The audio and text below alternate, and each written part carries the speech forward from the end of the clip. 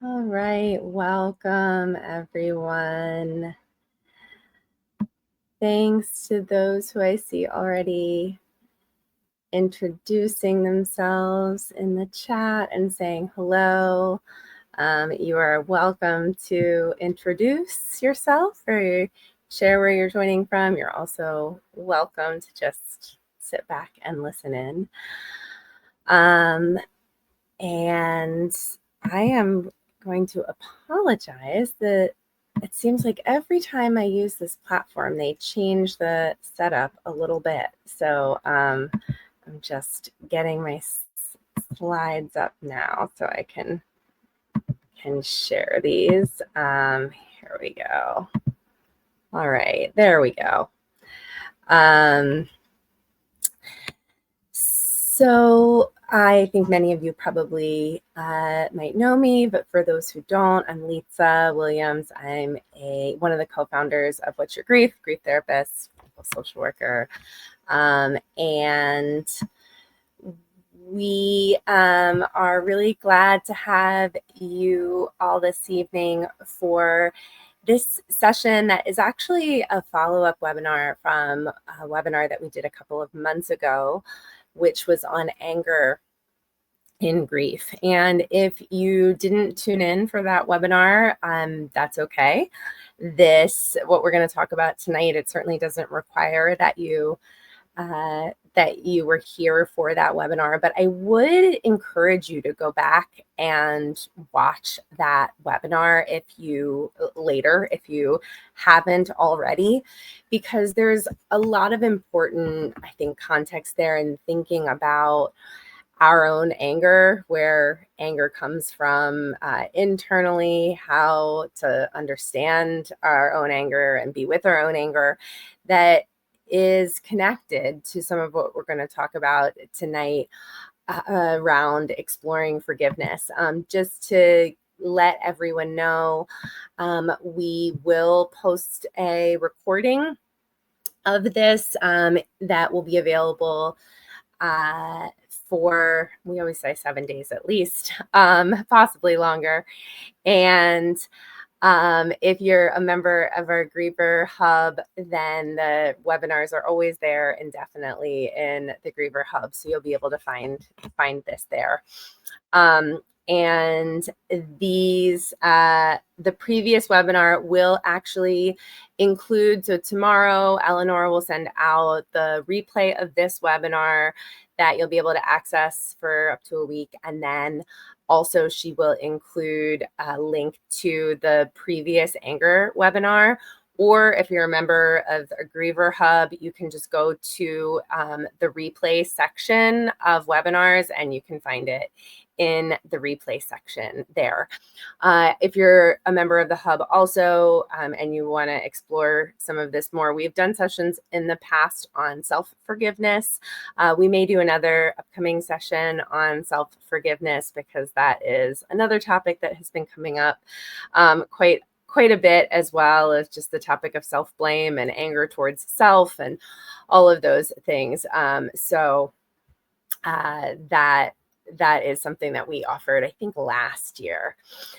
That said, tonight in talking about forgiveness, though we are going to be talking about exploring forgiveness, largely thinking about exploring forgiveness towards someone else. I think that if you did tune in tonight because you were thinking more about anger or blame towards yourself and self-forgiveness, that hopefully there may be things within this that are helpful for you as well.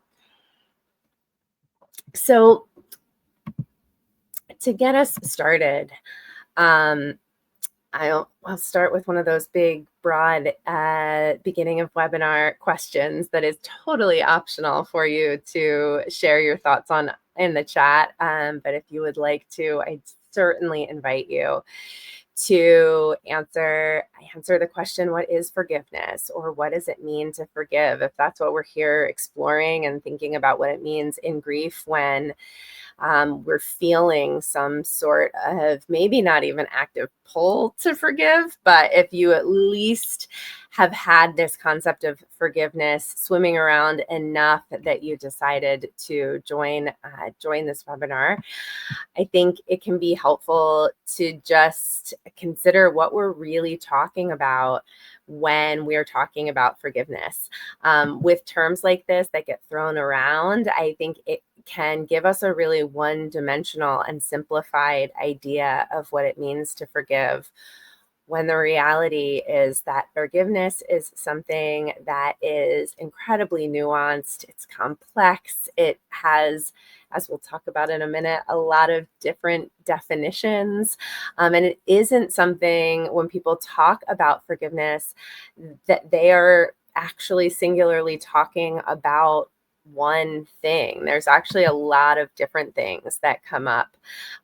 Tracy, absolutely letting go of my anger. And I think that is often a big piece for people, is that recognition that we may come to have, that the anger or resentment or rage or all of the feelings that we're having towards a perpetrator or someone who has caused harm, that anger is causing harm to us, and that we're experiencing real consequences of holding on to that are sometimes driving a desire to let go, or sometimes that desire to let go is fueled by something else. Sometimes it is a belief that holding on to anger is something that, for religious reasons, we believe, or for religious values, we feel like we want to be putting out a different type of feeling towards others in the world. We may want to change, being intentional about choosing to release something or someone. Absolutely. An act we choose and not a feeling we have. Definitely. And I think that what you're pointing to gets to some of the complexity of how there are different layers and definitions to this. Robert Enright, who is a very well-known forgiveness researcher who has spent decades, most of his career, just dedicated to the work of exploring how we understand forgiveness, how do we explore and how do we actually help to ourselves to forgive if we want to forgive. He just very recently did a big meta-analysis looking at the many different ways that people talk about forgiveness and what we mean when we talk about forgiveness. And actually, they sort of ended up dividing it into 8 different categories. I didn't put them all here, but I put 4 of the 8 that I think we hear really commonly. Part of the reason that I want to start by talking about these different things, and then going to share a couple of other definitions of forgiveness, is that forgiveness is a really personal process. This idea of thinking through what forgiveness might look like or mean to you. Part of it is deciding what aspects of the many different ways we can understand forgiveness are what resonate. Sometimes it's recognizing that there can be a progression. Many people experience the idea that they kind of start with one idea of what forgiveness might be and that they want to explore. And then with time, it starts to evolve into something else. We also see that as we go through some of the things that have come out of Robert Enright's research, along with some of the other many folks who have done research around forgiveness, is that the process of exploring forgiveness, that even for people who don't feel ready to entertain the idea of forgiveness or don't feel that they're in a place to really fully engage with the process that people like Enright lay out, that there are aspects of it, that there are pieces that can be really really useful. So some of the things Enright found in the different ways in the literature and in talking to many people who think seriously about forgiveness, that they found forgiveness as either a decision or an emotion. So this was the idea that people who engage in thinking only I have made the decision to forgive have supposedly completed the forgiveness journey, versus contrasting with people who feel forgiving. So actually feeling that my internal emotions, my feelings have changed. I no longer hate the person. Maybe my anger, I no longer hold that anger the way I did, are equally seen as forgiving. Forgiveness as centered only on regulating emotions. So sometimes when we're thinking about forgiveness, we're really focusing just on that reduction of anger or increase in compassion towards the person. But the way that we behave towards the person isn't necessarily part of forgiving, or even the way we think about them, which can be important when oftentimes in our society there is this idea that people will sometimes feel that if we are trying to forgive someone, we also have to reconcile with them, or we have to allow them to be have a relationship with them in some way. And it can be important to think about the fact that these are very different things sometimes. Forgiveness as reducing only in negative reactions. So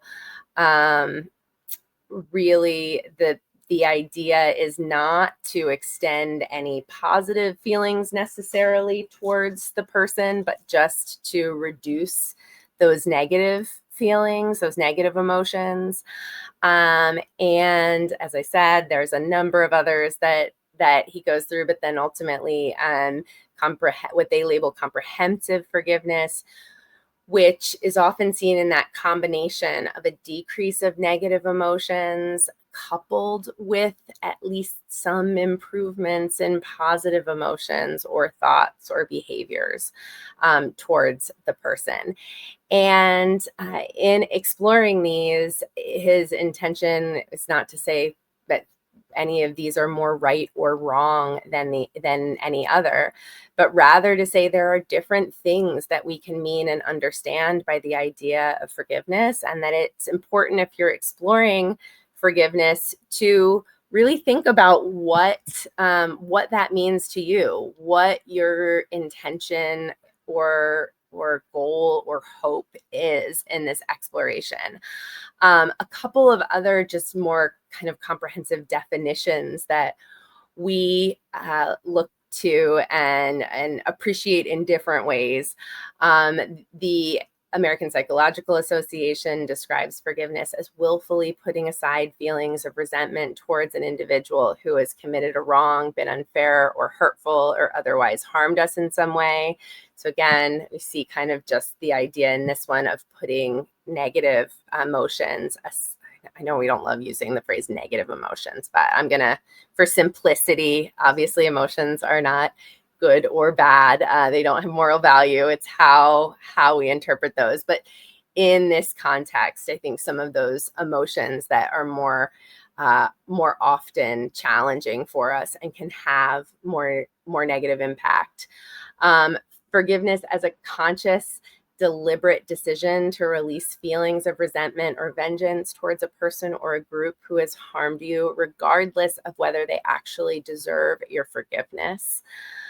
And then the one that we use a lot at What's Your Grief, which is forgiveness is a willingness to abandon one's right to resentment, negative judgment, or indifferent behavior towards someone who unjustly injured us, while fostering the undeserved qualities of compassion, generosity, or even love towards him or her, which is an ambitious definition, I know.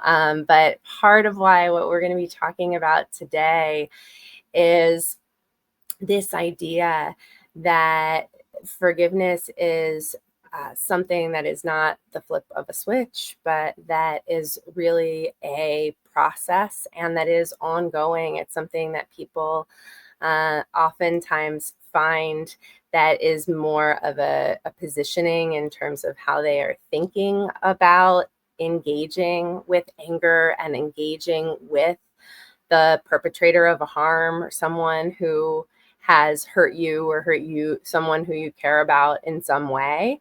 And that there are therefore a lot of gradations that happen along the path of forgiveness, and that they can be very individually very helpful. So I think it's also important, as we're talking about this, that we make sure to talk about what forgiveness is not.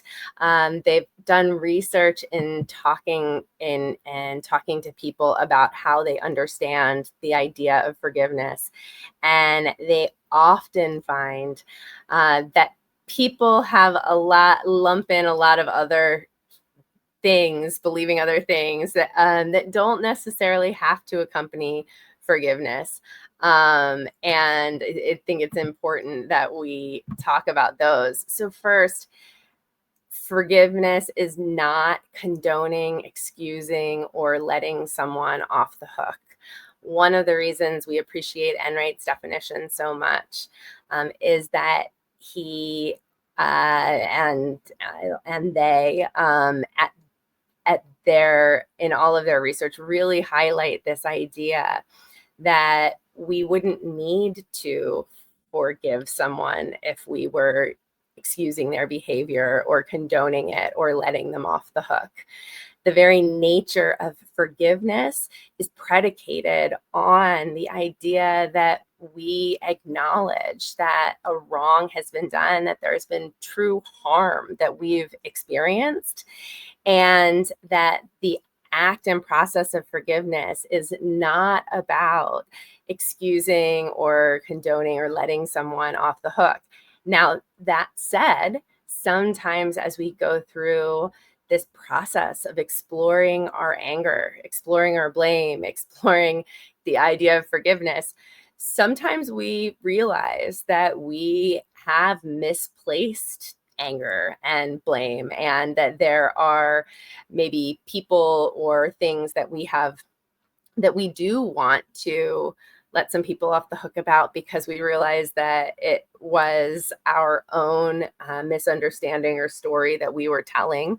And so we learned some things. But in the cases where we're really talking about exploring forgiveness, we're thinking about cases where a true harm has been done, and we're not condoning that. We're also not forgetting, right? This does not mean that we pretend that the harm didn't happen, that we forget about it, and that we engage with the person in the way that we did before, or even that we engage in the world in the way that we once did. There's no expectation that we forget. Also, it's not just calming down or becoming indifferent. We know that with time, sometimes our emotions calm, sometimes in situations of deep trauma, we can experience compartmentalization, we can experience dissociation, we can experience other things in which we create distance from some of our emotional experiences. And it can be really important to recognize that forgiveness is it is this choice. It's a deliberate and active process that's different than just kind of compartmentalizing or recognizing that some of our emotions have calmed in some way. And forgiveness is not necessarily reconciliation. Obviously, in some cases, when people explore forgiveness, they also explore different types of reconciliation, if that is possible. Of course, sometimes we're talking about forgiveness of a person who, that we don't have any contact with, or a person who's died. So reconciliation is in no way, shape, or form a necessary component of forgiveness. And there are many, many people who forgive and don't reconcile with people. Another piece of this that's really important to consider is that forgiveness is not always something that is accepted with open arms by those around us, by friends, by family. I think because we, in certain religious context or in sometimes virtues ideas, the idea of forgiveness can be really elevated as a virtue. There can be an assumption that if we are seeking forgiveness, if we're trying to explore this, if we're able to find this, that people are always going to be supportive of us. And the reality is that often people in our support system are having their own experiences with anger, with the possibility of or impossibility of forgiveness. And this can lead to sometimes feelings of loneliness or isolation, of feeling very misunderstood in what that exploring forgiveness for you represents. Sometimes you have people in your life who do have some of those misconceptions that forgiveness is going to mean forgiving or letting somebody off the hook. And so they're not as open to your exploration of forgiveness because of those misunderstandings. And something that I think I really underestimated until I started hearing from people in sometimes where there were really public circumstances of a death, maybe if there was a violent death, and where people were suddenly hearing feedback from community members that if a parent was exploring forgiveness of a perpetrator in a child's death, that sometimes they would find that people more distant to them, not necessarily their friends or family, but sometimes members of their community or people in the public, people on social media who love to make comments about things, would perceive their forgiveness as a sign that they were not caring, or that it somehow reflected poorly on the relationship they had with the person who was harmed or the person who died. And I say all of this not to discourage people from exploring and talking about the idea of forgiveness with those around you and with your support system, but just as an important reminder that, like with everything, there can be a lot of misunderstanding and nuance and clarification. So that's all the more reason that if you're thinking about where forgiveness may or may not fit within your feelings of anger that you're struggling with, or blame towards someone, it can be helpful for you to clarify your own understanding of forgiveness and what your hopes and intentions are, so that you can feel better able to communicate it to other people and feel understood if this is something that you're working through. Joanna North, who is a philosopher who, along with Robert Enright, has also done a lot of research and work in forgiveness and exploring how people understand forgiveness and are able to forgive in some of the most devastating of situations.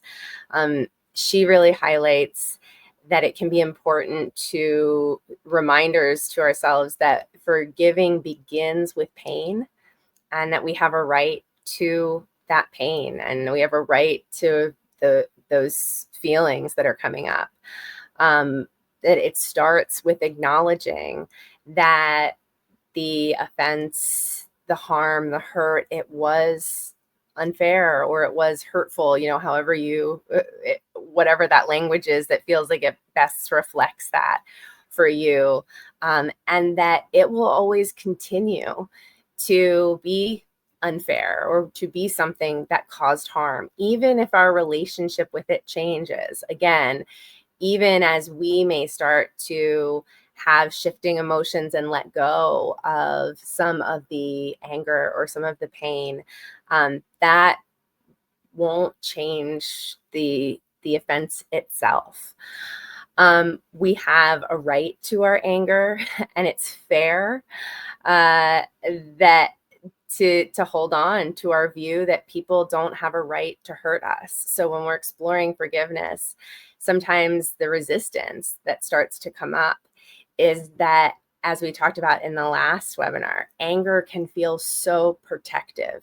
It can feel so motivating. In grief, when sometimes it feels so hard to be called to feel motivated to act in any way. Sometimes anger feels like it's something that fuels us, or that it anchors us, or that it really is this protective force. And so oftentimes there can be a fear that if we're exploring forgiveness, we're somehow saying that people have the right to hurt us. And it can be really important, North finds in her work, for people to ground into the idea that we can, in other ways, know that we have a right to not be hurt, and that we have a right to feel treated with respect or treated in caring ways by other people, and that our exploration of forgiveness isn't at odds with that. And then forgiveness requires the choice to give up something to which we have that right.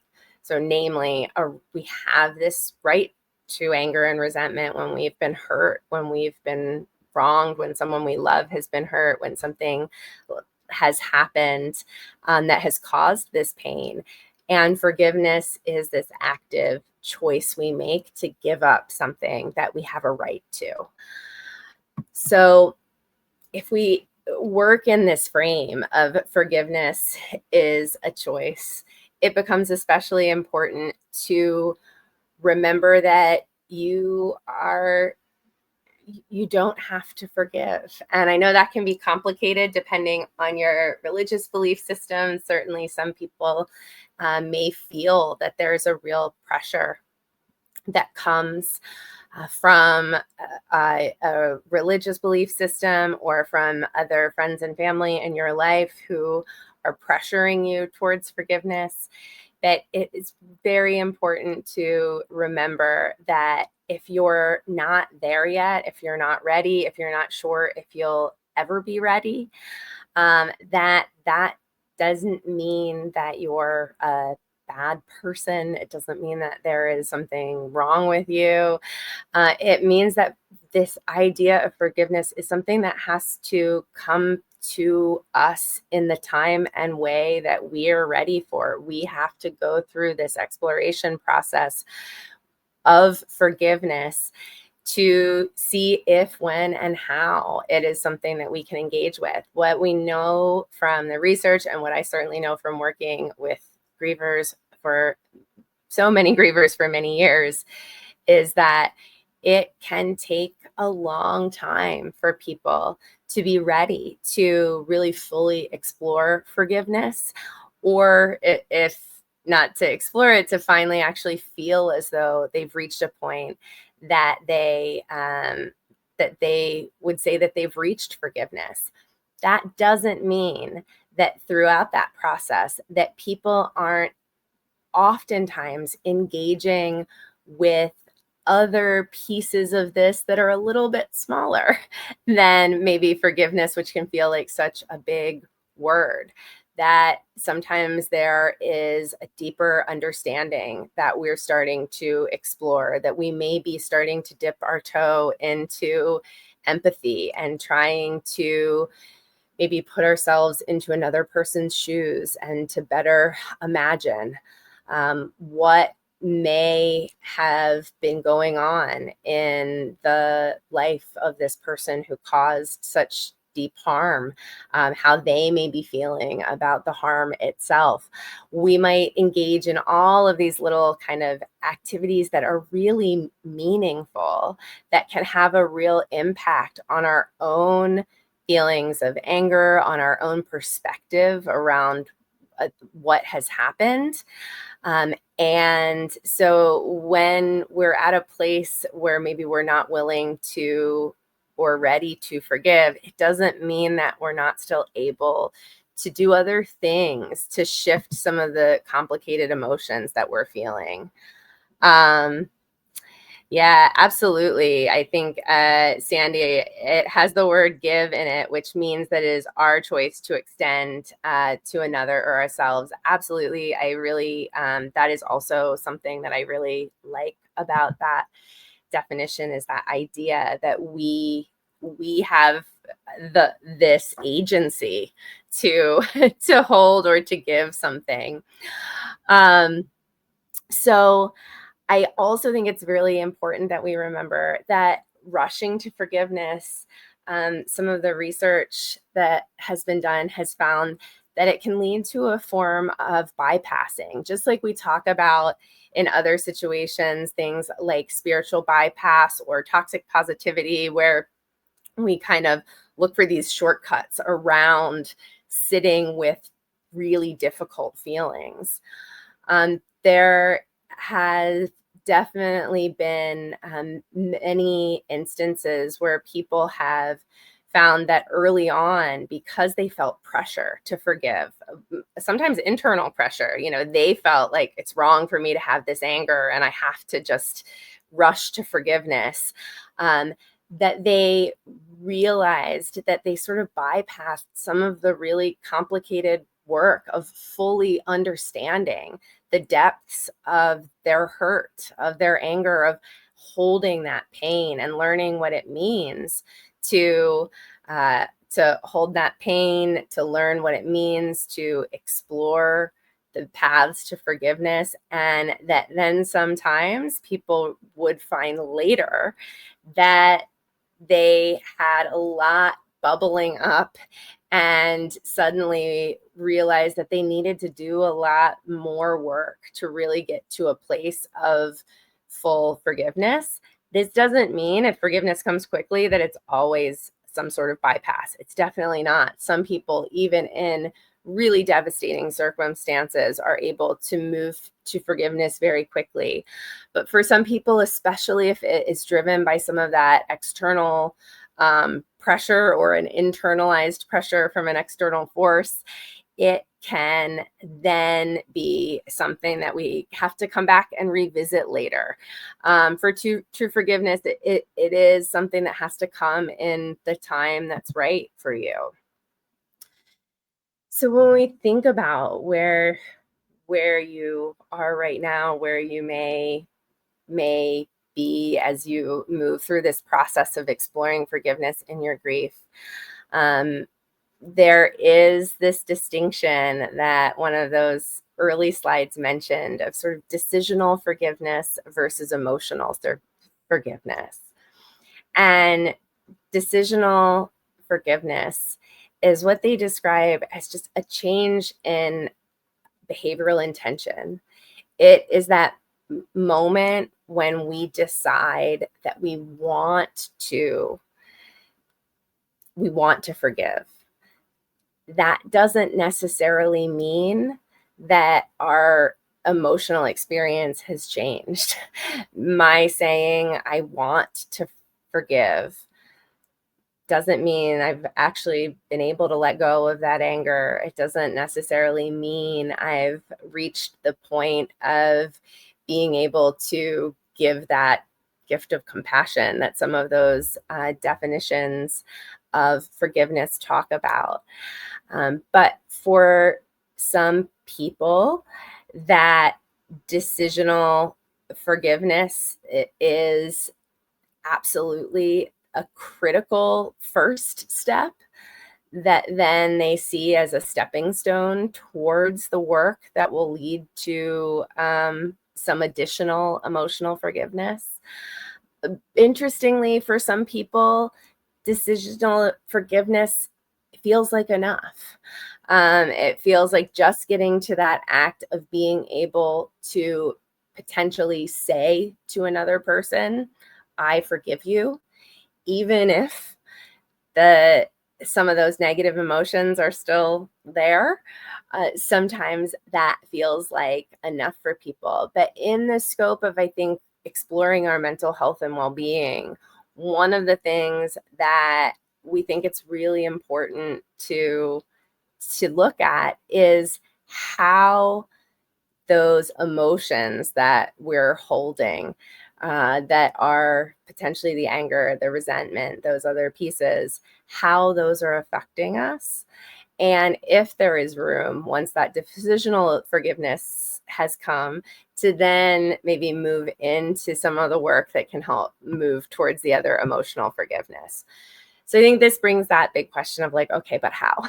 Like, if when we know in grief, so many of the reasons that we have anger, that we have blame, that we're struggling with these feelings towards people in our lives are so complicated. It may be the person who died that you have these feelings towards. It may be someone in your life who has not apologized, who is not even sorry or remorseful necessarily.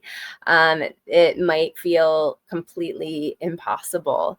It might feel in this moment unsafe. We know that sometimes the anger that we're feeling is towards people who have disappointed us and let us down in our grief, who didn't show up for us the way that we thought they would, who harmed us in ways that we hadn't imagined they could harm us at a time that we were already feeling hurt. So there are a lot of layers to this. And this is where some of, I think, Enright's research and really what he then has broken down into a very complex, or not complex, but it is a 20-step process, but one that has a lot of evidence behind it, that it can help us to just think about where are some of the places to start? Where might you want to start as you explore this? Now, you'll be unsurprised to know this 20-step process that has all this wonderful research behind it. It is not some sort of magic potion that is going to work for everyone to reach forgiveness. It's also something that has been done with people over the course of individual therapy or group counseling over oftentimes many months. Some of the studies that were done with doing this went up to 60 sessions with people. So this is not something that anyone should feel is a pressure to rush through. But I share it as a framework because I think it starts to give us some ideas of what a path can look like, even when we're struggling to wrap our head around what a path might be. So it can be a place to start. One of the first questions that they encourage asking is this question about, just as we're thinking, is just has our anger, resentment, rumination, the things that has it been helping us? Has it been harming us? And really just opening to the possibility of doing something differently. So the Enright forgiveness process model, it really preliminarily, it just starts with this idea of starting to identify our hurts and knowing that there are, over the course of our lives, many people who maybe we realize on different levels have hurt us, some to a degree that it feels like we would want to explore forgiveness. How deeply were you hurt? And then as you're thinking about this exploration on what specific thing will you focus and what were the circumstances at the time? As we are just here in a webinar, we're not in a therapeutic setting, and I don't know what everyone's support is in this moment. As you're going through this, I would really encourage you, rather than as we're thinking about this to be in the deep end of some of the really deep hurts in your life, or the hardest people you could imagine forgiving.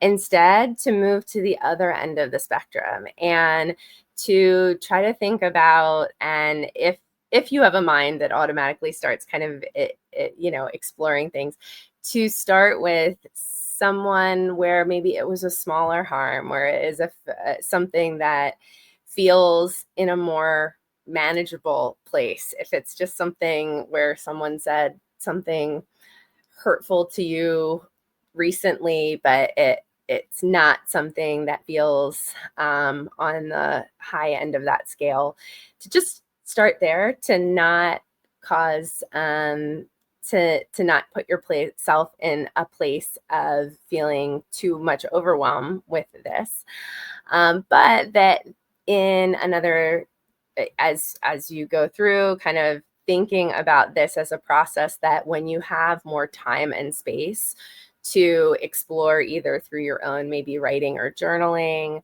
through talking to your therapist or counselor if you have one, to exploring it with a trusted friend or other people, to come back to some of the more challenging pieces when you have that space. When we send out the email follow-up tomorrow, we'll send a lot of more resources that share some of the details of this process, so that you can come back to it to refer to, as well as some other materials that are just helpful supplemental things that you can use. So the first phase of the exploration of forgiveness really starts with exploring our own anger. It starts by asking questions like, have I avoided dealing with the anger? Have you faced your anger fully? And what has that meant? Again, part of what is a really important part of this work is that we want to make sure that we're not bypassing, that we're making space to acknowledge the full extent of what we're feeling. Are we afraid to expose any different emotions? Is there guilt or shame that you're having for the emotions, for the anger, for the blame? Exploring how anger has affected your health, exploring how you potentially have been experiencing any rumination or obsession, or just replaying again and again the injury, the hurt that was caused, or the offender, the person who hurt you. Have you been spending time revisiting that again and again? Have you found yourself comparing your situation with that of the person who caused this harm, or just with that of other people? Have you been in a place of building resentment and anger because of those comparisons that can often be an important part of our grief? Has this injury caused a permanent change in our lives? And what is that? And have we really fully explored the extent of the change that has been caused? Sometimes we find that it is larger than we imagined. Sometimes it's smaller than we imagined. Sometimes we were right on in assessing it. Has it changed our worldview?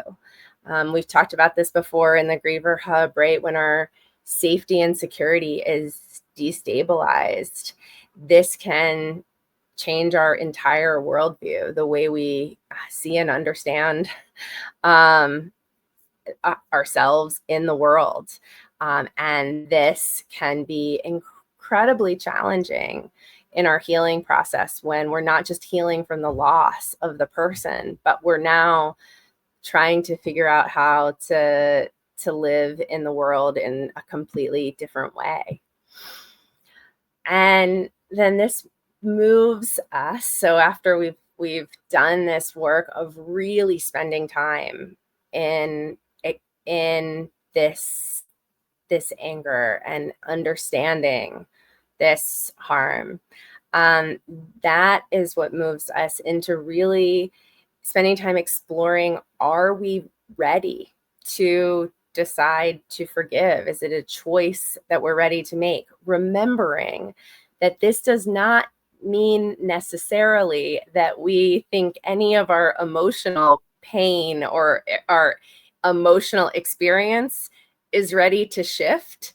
This is just about that decision. Am I ready to say that I am going to uh, recognize that to continue to focus on the injury and the injurer may be causing more unnecessary suffering for me? And I'm willing to decide that if what I'm doing right now isn't fully working, I'm I'm going to engage in this process. So, really just focusing on that decision itself. And then that moves into what becomes the really complex third phase work. And this is the work where there's sort of this active work of forgiving the person who has injured us. And for North, for Enright, as well as for there's folks who run a project that we'll share I'll share a link in our replay tomorrow to a really wonderful group out of the UK called the Forgiveness Project. Really think about this phase as including new ways of thinking about the injurer, and it involves opening up space to consider empathy, to consider understanding, to consider accepting the pain, to get all the way to this idea of potentially giving this gift of letting go of anger and resentment that we're entitled to, and potentially giving compassion. So as you can imagine, there is a lot that is part of this. And I think when we see these phases kind of summarized quickly in a webinar and on some slides, it can feel like it might minimize how hard it is to do this work. But there's real acknowledgement within this that it is incredibly hard for us to sometimes try to understand people who have harmed us, to try to shift our perspective when we're in this place of deep protection. Oftentimes when we have been harmed, as we've talked about in the anger webinar, it has activated this deep fight flight response. We are absolutely in a place where we are in self-protection. And when we are in that place, we become incredibly self-focused to try to protect ourselves. It can be very hard to move out of that. And so this is a place where a couple of different tools are encouraged. One is just engaging our sense of curiosity. This idea of just wanting to find out more about someone who has harmed us, someone who we might see as an enemy, means that we're going to have to push outside of our existing beliefs about what we know about them, about how we understand them, and recognizing that our knowledge of the world and the sources of it are imperfect and limited, and we need expansion of this.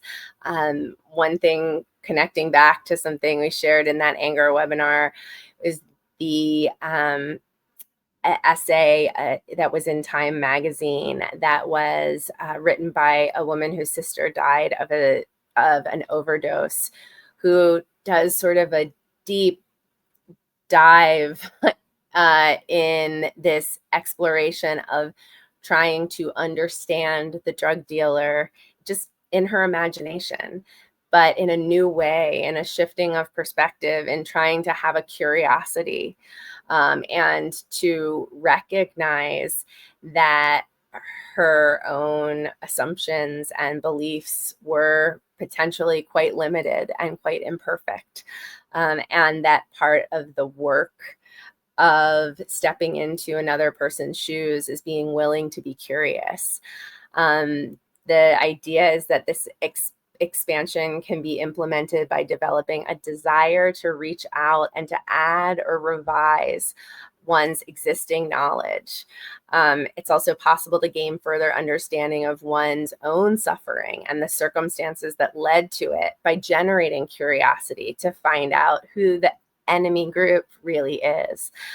And so, again, this is one of those spaces where even if you are not in a place that forgiveness feels possible or even fully ready to explore within Enright's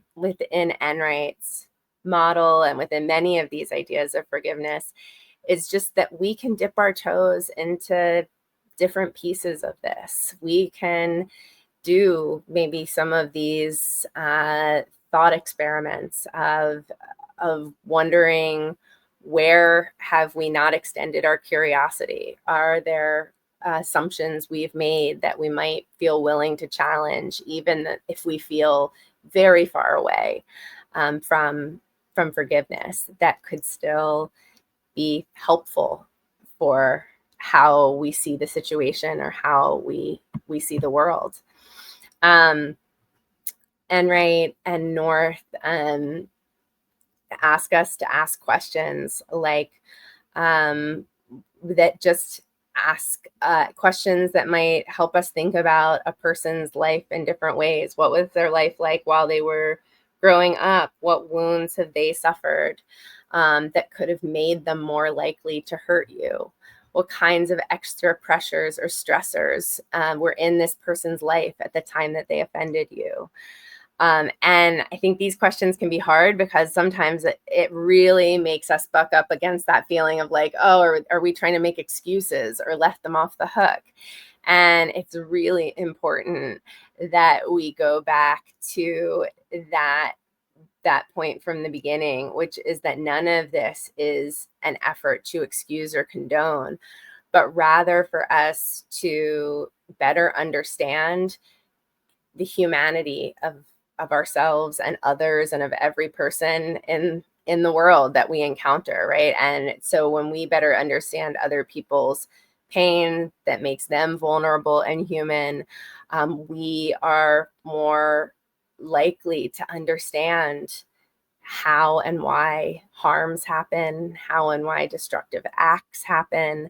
And we can find better ways sometimes to even understand how our own pain may now be spilling out and causing hurt towards other people, which is a topic we could talk about for another day, but that oftentimes in our own grief, that sometimes because of our pain, we become people who hurt others around us, and that sometimes that pain starts to spill out in ways that we later feel some guilt and regret about and have to explore some self-forgiveness or some amends around. And then, as you do this, as you open to this curiosity or to asking some of these questions, part of this process is to just notice any little movements in your mind, in your body, in your heart, however, your soul, however you think of this, in which you feel even the slightest compassion for the person who hurt you. And that might not feel like it even begins to touch forgiveness. It might not help in letting go of anger. Sometimes it is just that little speck of compassion that lives alongside of all of the anger and the rage and the blame that may still be there. But oftentimes, if we're not looking for it, we we're so focused on the other emotions that are there that we don't see that we can find these little places for it.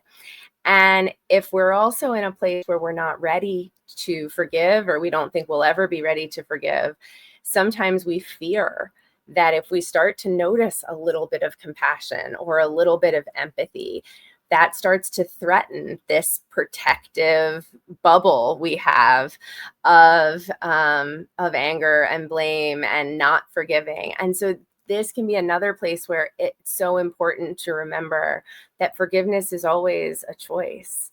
Feeling empathy, feeling compassion, being able to experience any of that. None of those things force forgiveness. None of those things force you to let go of your anger. Each piece of this is a choice that you make. And so there can be the choice to acknowledge that that compassion and empathy, however small, might live still alongside of deep anger that you're not ready to let go of, that it doesn't feel safe to let go of yet. And then to, explore and to then explore as you think about the person, if there's just any space for softer emotions that start to come up. And I see a note. I'm sorry that I can't, when I have the slides up, I can't see the chat, so I apologize. But I see I missed a question about what I mean by bypass. Yeah, and so what we mean by bypass is sometimes when we just rush through the discomfort of sitting with the pain, right? There is the beginning of this entire exploration of forgiveness, this big 20-step model that Enright has.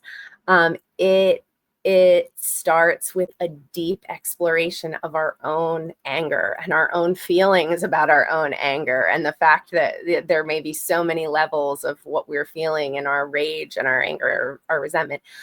And that when we bypass, sometimes it's that if we feel uncomfortable about being angry, if we've been raised to believe anger is bad, if we can feel that anger is something that feels like it is harming us, sometimes we will rush to say that we are ready to forgive. We'll rush to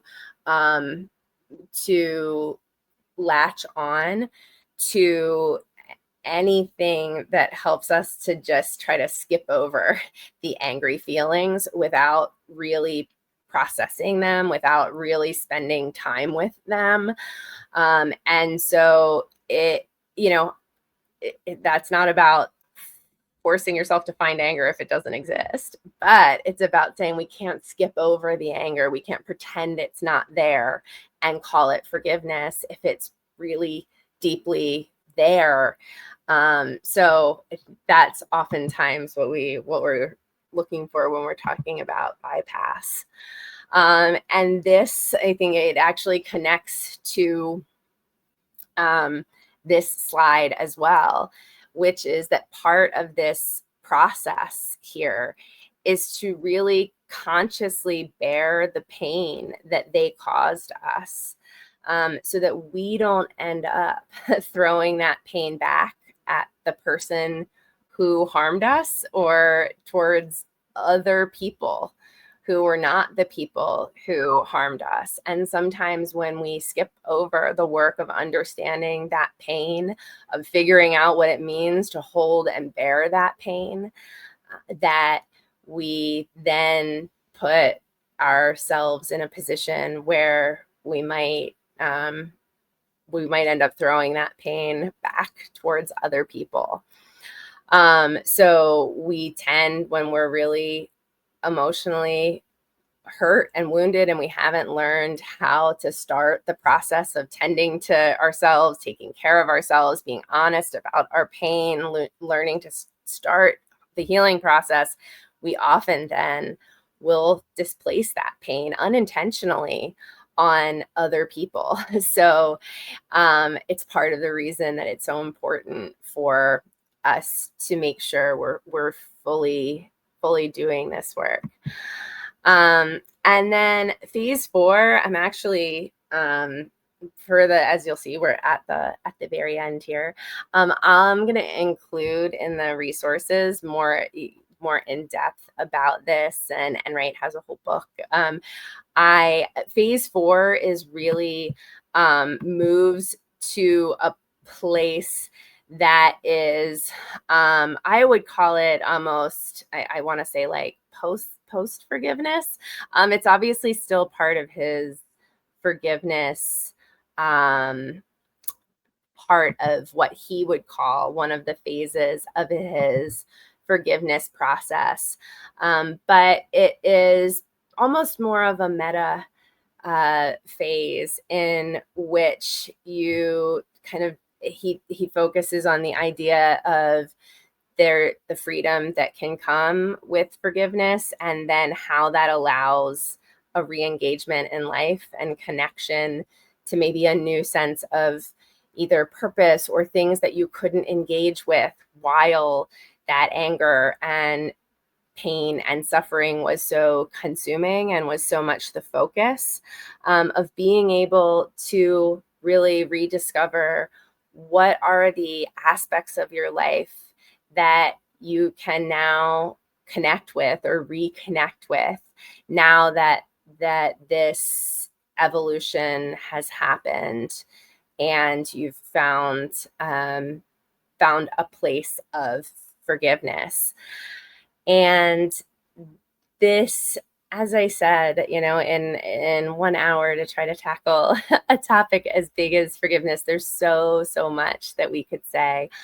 But I really appreciate Enright's model as just a place to help us start thinking about, what do we even mean, right? What are we just in a place of wanting and being ready to explore our anger? There's value in that, of being able to just be in the place of going, how do I sit with this pain? How do I hold it? How do I learn to hold this pain in a way that it is not spilling out and harming others?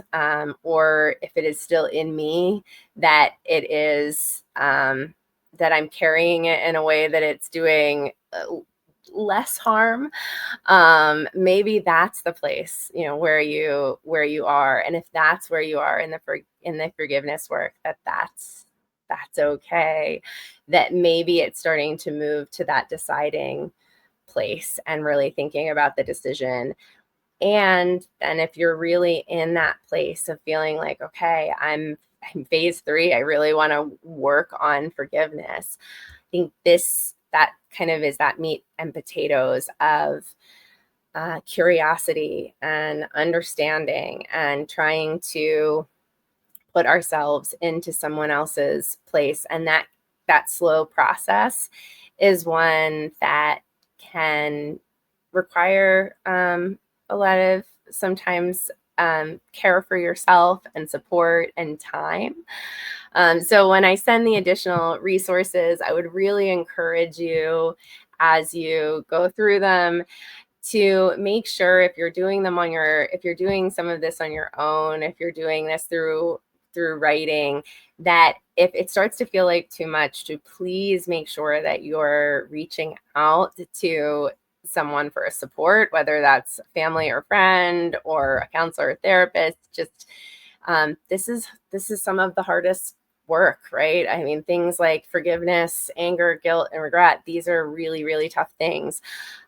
So the last thing that I want is for you to feel like, because we covered this in a 60-minute webinar, that this is in any way an easy process. It's something that needs to be done slowly and with care and support, and in the time that works for you. So we'll send out additional resources. Yeah, Patricia, that we'll send out the webinar recording tomorrow. And you're welcome to forward that if you think that there would be somebody who could benefit, please feel free to share that. And then, if you signed up for this, you'll absolutely be on the email tomorrow that Eleanor will send out with the additional resources. And I'm sorry, I should have pulled up what our next month webinar is. If you give me 1 second, I can tell you what that is, but she'll probably also put links to the upcoming webinars, the free webinars in the email. So next month we'll be doing new awareness of old losses. We're going to be doing a session we haven't done in a long time, a webinar on just how oftentimes when we go through a new loss, the present loss, it brings up our whole history of loss, and sometimes things that we felt like were in the distant past sometimes really resurface in different ways, and how to think about that. So that's what we'll be coming up for next month. And she'll also share resources about the Griever Hub for those who are interested in more support and sessions. And that's a space where we have more regular weekly coping tools sessions, and we do community writing where we gather and people can write with some prompts, and we have grief cafes and befriending grief sessions. She'll send the details about that as well. So thanks so much to everyone for tuning in this evening, and for just even creating a little space for yourself for thinking about forgiveness. And we hope to see you all again soon.